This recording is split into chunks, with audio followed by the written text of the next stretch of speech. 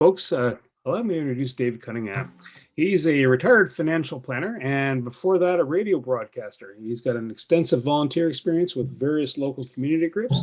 He's a podcaster in retirement, the Kingstonian, as a radio program, and it evolved into his podcast. He's profiled close to 150 individuals, and from what I understand, they're interesting souls from the Kingston area and outlying areas, and it's well worth the conversation, maybe even a pint or a glass of whiskey in hand. Uh, continues to volunteer with the Kingston Scout Museum as well as Suited Kingston. His podcast is a hobby, and he does it every 2 weeks. And it's a one-to-one profile with an individual passionate about what they do. And I'm going to stop there because this former president of the Kingston Chamber of Commerce should do the rest of the talking. Dave, over to you, sir. Well, you've given most of my speech already, so I don't know. First of all, thank you very much for the invite, Bernie, and I say hello to everyone. Nice to meet you all. I'm not from Scotland, but my father was, so there's some compatibility here with the people who are tuning in today, so that's great. The podcast that I do, as Bernie mentioned, profiles folks who are passionate about what they do. So today I find myself on the other side of the microphone. So let's see where that takes us. As Bernie also mentioned, I attended Queen's University, and while I was there, supposed to be focused on the academic part of my time there, I spent a lot of time at the campus radio station called CFRC. Now, coincidentally, CFRC is celebrating 100 years of broadcasting this year, and that makes it the oldest campus community station in the world as far as the information that we have. So it's a cause for celebration, and that's where I got the bug for doing radio. So if you give me half a second here, I am going to share some slides as I speak. Does everyone see the slides? Are we okay there? Okay, there we go. Okay, so after I graduated from Queen's, I began an 18-year career working for CKWS CFMK Radio in Kingston. And after that, because I wanted to earn a little more money than radio pays, I began a 25-year career in my own business as a financial planner with Investors Group, now called IG Wealth Management. Everybody seems to be changing their names these days. At the same time, I felt it very important to participate in the community and give back to the community. So, as Bernie also mentioned, I spent a lot of time working with Scouts Canada, the Greater Kingston Chamber of Commerce, and Suited Kingston. And Suited is probably an outfit that you may not be familiar with, but it provides clothing to folks who are looking to get into or back into business after an absence for whatever reason. And so it provides the clothes free of charge. And it's similar to what Dress for Success does, which works with women, and Suited works with men. So that's a group that started in Kingston about 5 years ago and is still going strong. I'm not mentioning my involvement in these various organizations to brag, but to indicate that I feel it's important to get involved in your community. And if we're lucky along the way, we get to make friends that are lifelong. We get to meet potentially business partners, or we get to work with clients or people that become clients, or perhaps even future guests for your podcast that you may do down the road. I retired about 7 years ago and rejoined CFRC as a community volunteer. And during that first couple of years, I developed the idea for this show, which became a radio show initially, and then evolved into a podcast when the Applied Sciences Department at Queen's built the infrastructure to allow the hosting of podcasts. So the Kingstonian podcast not only profiles individuals who are passionate about what they do, they can be passionate about the group that they may belong to, or simply the community that they are a part of. Episodes focus on one individual at a time. They average 30 to 40 minutes apiece. And by the end of August, which would be the end of my 5th season of doing these shows, I will have spoken to over 150 individuals. people who have a background in music, members of community groups, business owners, folks in the media, and a politician or two or three. A couple of words for podcasters. I know some of you may already be aware of them, but I wasn't when I started. Publishing means you are making a podcast available for listeners to download. And monetizing means you are making money with your podcast. So I publish a new episode every 2 weeks, and I do not make any money with the podcast yet. Now, what have I got planned for the rest of you for today in my presentation? First of all, let me say that I don't claim to be an expert in doing podcasts. I thought what I do is share my experience as someone who has picked up a lot of this podcasting stuff over the last 2 or 3 years. And the message to those of you who are thinking about doing a podcast is that you can do this. And we're going to start off by talking about equipment that you probably would need to get if you're going to start up. So when I left the radio station to focus on podcasting, I needed a laptop. Check, had one of those. Computers do offer you a speaker and a microphone built in, but my radio experience told me that I needed something a little better. I needed headphones for sure, so check, I had those. And I was told that the microphone that dangles from a set of earbuds was of better quality than the built-in mic, but I knew I wanted something different. So after doing some research, I keyed in on the one that is pictured on the screen. It is called a Samson Q2U dynamic microphone. And I chose it because of the reviews, because it was small and easy to handle, and it plugs right into your laptop. And when you're buying the package with the microphone, you get a stand, but you also get the cables to connect to the laptop and another set of cables with what's called an XLR end. And for those of you who may not be aware, I'm sure Stefan knows, and that's the one with the 3 prongs in the bottom of it. And I'll get to an explanation of where to use those in about 30 seconds. Current price for that package is around $75. So it's not an expensive item, but it is a good microphone. Now, if I was just going to do a podcast with just me, no guests, talking about products I might have or services I might offer, or the company that I was a part of, then that's all I might need for gear. But I was going to interview people and hopefully in person, so I needed a second mic. And goodness knows the problem here is that you cannot simply plug a second mic into a laptop. Can't do that, so you need an audio interface. I know that's what I said when I heard that phrase, but simply put, an audio interface is a piece of equipment you use to be able to independently control the volume of each microphone before it gets to the laptop. And what I've done is I put 2 of them up on the screen, and the little red box on the top right-hand side is called a Focusrite Scarlett 2i2. That's just what they call them. And it's a very basic unit. It has a lot of rave reviews, not very large. And as you can see, you can plug 2 microphones into it. And they have 2 independent volume controls. And on the right-hand side are controls to control the sound that comes out into your headphones. Easy to carry around, and it comes with a cable that connects that box to your laptop. Now, when I was looking around, I used that for a little bit. And then I found a Zoom PodTrack P4, which is the item to the left of the little red box. And it's a little different, and it's something that the company made for podcasters. And so what it does is it allows you to plug in 4 microphones at the top, and you can see that there are independent volume controls for each of the microphones. And then at the bottom, there are inputs for 4 headphones, should your guests all want headphones, and there are separate controls for that. I apologize for the phone ringing in the background, and hopefully they will go away soon. The PodTrack P4 has a number of different features that the Focusrite, the little red box, does not have. One of them is that you can also plug it into the wall to power it, but you can also power it with 2 AA batteries or a power bank. So there are inputs to attach those.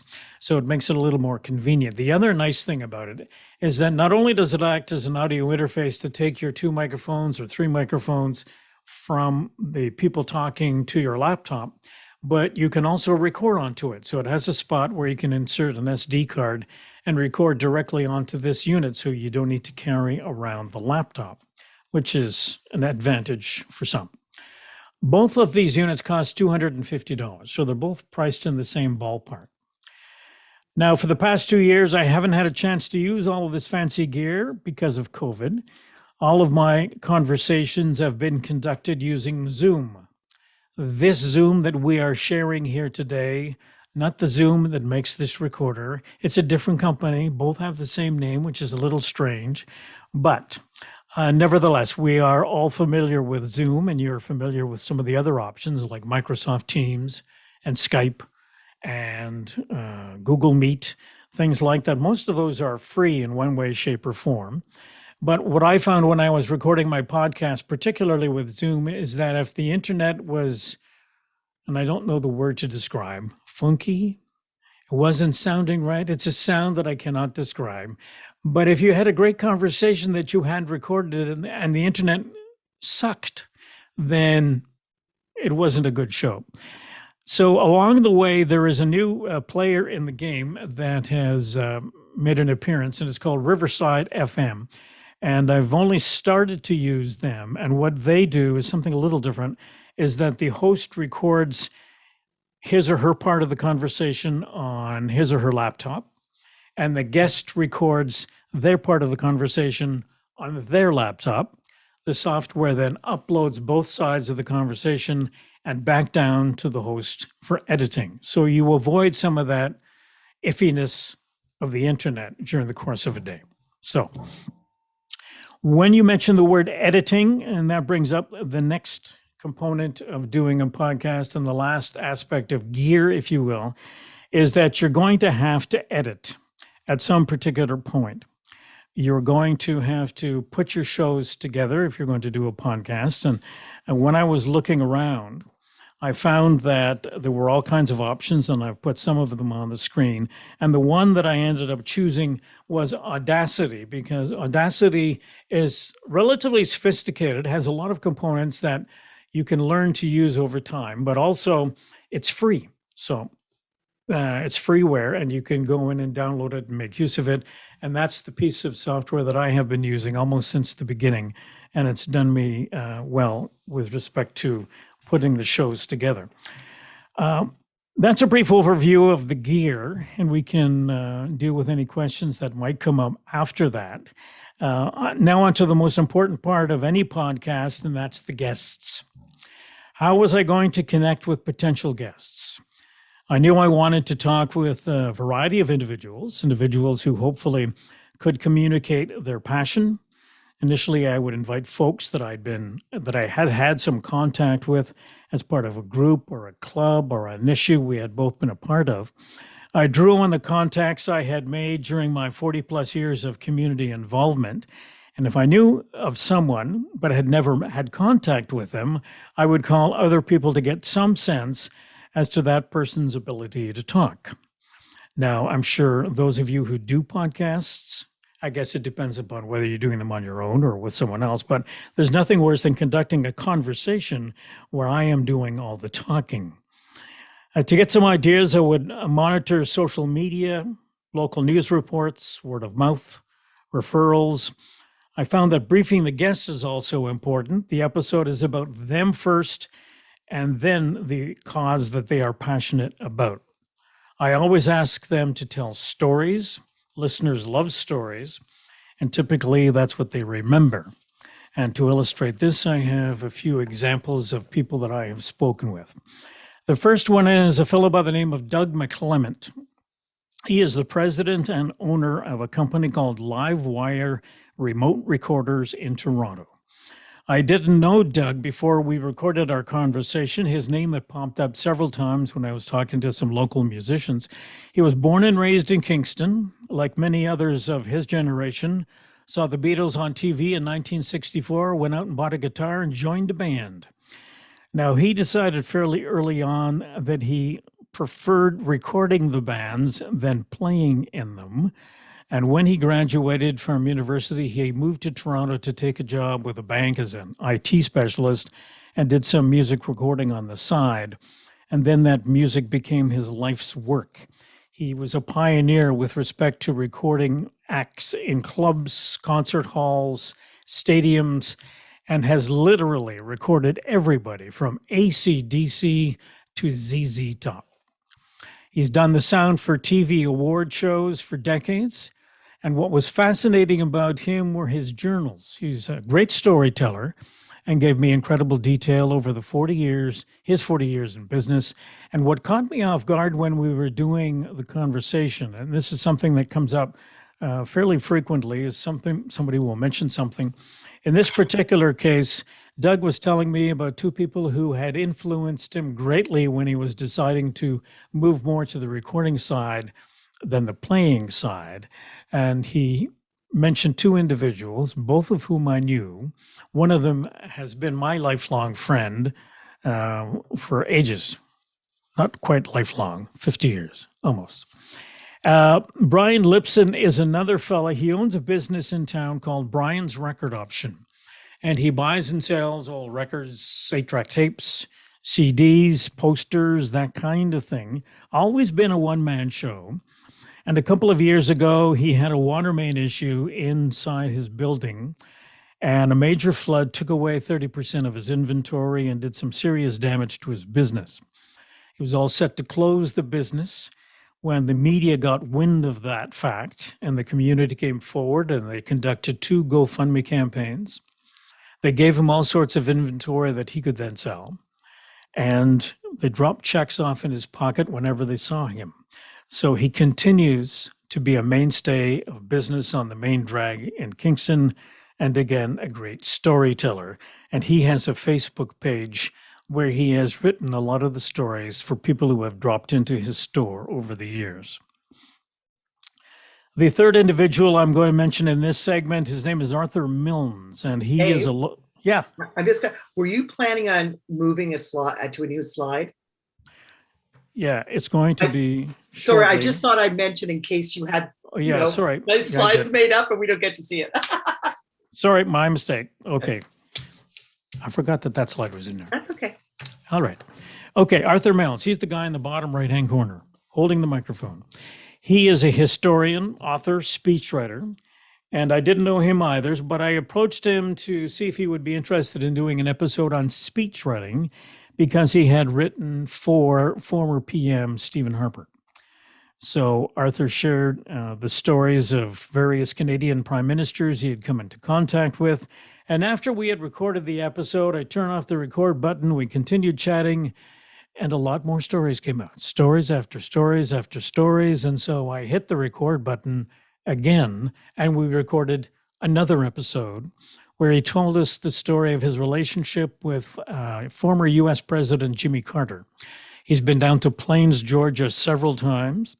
He told us the story of the Carters coming up to Queens for their honorary degrees in 2012. And when they came up, he offered his house for them to stay in. So here is a U.S. president and his wife, and you know what accompanies a former U.S. president is these big SUVs that are all black with tinted windows and several people in them. So he gave the Carters the upstairs floor where the bedroom was. He and his wife slept in the basement, and the Secret Service took over the main floor. The other story that he told is that he has a backyard, and he is basically creating a forest in his backyard. He has invited several Canadian prime ministers, including the Carters, to plant a tree. So they've each came to his house, planted a tree. He's got a little plaque beside the tree, and he must have, I can't remember exactly how many he has there, but he has several trees in his backyard. The only one prime minister lately that he has not had the opportunity to plant a tree is the current prime minister, who has promised on several occasions to drop by Arthur's house and plant his tree. So sometimes you never know what you're going to get when you do these programs, and I always prepare several questions, but I'm always prepared to ignore them if the guest starts taking me down a more interesting road. So why do I do this? Well, as I said before, I'm retired. I need something to keep my brain occupied, but there are other reasons I do this. I think the episodes have an educational component. I think I'm asking the sort of questions that the listeners would want me to ask. And I genuinely want to learn about their particular passion, how they built it, what opportunities they may have taken advantage of, what continues to appeal to them, how they have involved others. And I'm always looking for good communicators, which is the hard thing. People like Kevin McLean, a dairy farmer locally who spoke very passionately about the business his family has been in for generations, or Dr. Gerald Evans, who in plain speak debunked many of the falsehoods about COVID-19, having spent over 30 years researching infectious diseases as part of his career. There's also an entertainment component to these episodes sometimes. Let's see if I've missed a slide. No, well, we'll leave it there for now. Sometimes you never know what you're going to get.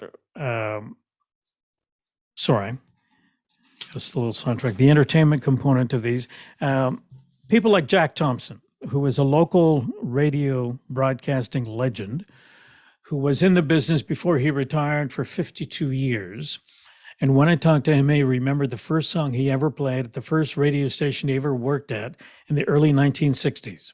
And it was a song called Calling Dr. Casey by John D. Loudermilk. And it was a song that was a takeoff on a popular TV show at the time. And he also remembered the last song he played when he retired, which he didn't have to go far back for that one, but it was Percy Faith, Theme from a Summer Place. Cliff Edwards is another guy. Some people may know him. He was a former member of the Bells, singer-songwriter who lives in this particular area. And he told us the story of his song, the Bells tune, Fly, Little White Dove, Fly. Some people will know that particular tune, but it was never released in Europe. So the story is that that song will be re-recorded in an updated format by a record producer in Italy sometime later this spring. I spoke about getting the guest to do all the talking. This is what Audacity looks like when you load it up to edit it. The top row is me talking, and the bottom row is the guest talking, and that's what we want it to look like. As I said before, nobody wants to listen to me talking. Hopefully you'll continue to listen for a few more minutes. But what you can do with this program as well is go in and edit it. And for folks who have never used something like this, you can add, you can subtract, you can make something louder, make something quieter. There's lots of things you can do with this particular software, which is why it's so popular. How have I been promoting the podcast? Social media for the most part. Remember, this for me is a hobby. I had the logo designed just so that I could use something when I was promoting. And sometimes a guest who I talk with wants to include the program on their website, and I'm more than happy to accommodate that. As to support, Bernie may have mentioned Carl Richards' name along the way. He hosts an online course called Podcast Launch Made Simple. I took the course as well, and it's a very helpful course, and it's a good course to get you started. Now, you may recall me mentioning earlier on that the Applied Science Department at Queen's set up the hosting infrastructure for podcasters there. And I got to the point where I was interested in knowing if anybody was listening or where they might be downloading from. The Queen's network wasn't set up to be able to get me that info. So last spring, I switched to another host called Buzzsprout. They distribute the episodes. I upload to various directories like Apple Podcasting or Amazon Music or Spotify. They help provide helpful videos and blogs about building my podcast. They respond very quickly to any question I might have, and they provide statistics. Who would have thought that a program called The Kingstonian would have been downloaded in 26 different countries? So there's the list of countries that have downloaded episodes of my podcast for whatever reason. But it's very interesting to see from my perspective. The other statistic that those doing podcasts might be interested in is what kind of podcast is getting the most downloads. And sometimes you think a particular show might be more popular than another. So right now, as of a few days ago, the more popular episodes are the 5 on the screen. Captain Brian Johnson is a retired ferry captain for the Wolf Islander, which is a ferry that goes from Kingston to Wolf Island every day, all day long. He rode that ferry for 30 years, collected stories from the people who rode the ferry, and the stories are about Wolf Island, about the ferry, and about the waterways around Wolf Island. That's been the most popular show downloaded by far. Lubomir Luchuk is a professor at RMC whose parents were refugees from Ukraine. His life's work has been the study of political geography of that particular area of Europe, and he has been the go-to guy for local news to get some feedback on what's going on there now. So that program was published about 2 weeks ago and has been downloaded several times. Buzz Collins is a radio announcer at a station in Belleville. Mark Potter is a former sportscaster who has a long association with the original Hockey Hall of Fame in Kingston, and I talked to him about that involvement with the Hall of Fame, and he's been a part of that group for 40 years. And Roland Billings is a volunteer basketball coach, organizer. He has been doing that since 1972. And so those are the top 5 programs. So it's always a surprise to see what shows are more popular than others. Now, I am sure some of you have or are preparing to or are thinking about starting a podcast. So I thought you might get something from the experience that I've gone through today. There are obviously many business applications and many reasons why you might want to consider making podcasts part of your business plan. Beside the numbers that I've already mentioned, I came across some general stats about podcasting. Found a page that coincidentally Buzzsprout put together, but there was so much good stuff in there that I thought I would just put up the link. And for those who are interested, you could go there and find out about trends and about how who's listening and where they're listening and how they're listening. So that is the first line there. The second line is the webpage for my show. And that's where I house all of the episodes that have been uploaded so far. And finally, the email address. Now, lastly, I'm looking ahead to season 6, which will begin in September. And should you think of someone I might be interested in talking to, don't hesitate to pass their name along. They don't have to live in Kingston or near Kingston. They can live anywhere. And I'm just interested in talking to people who are passionate about what they do. And so at this particular point, I will pass it over to you. And thank you very much for your time and the opportunity.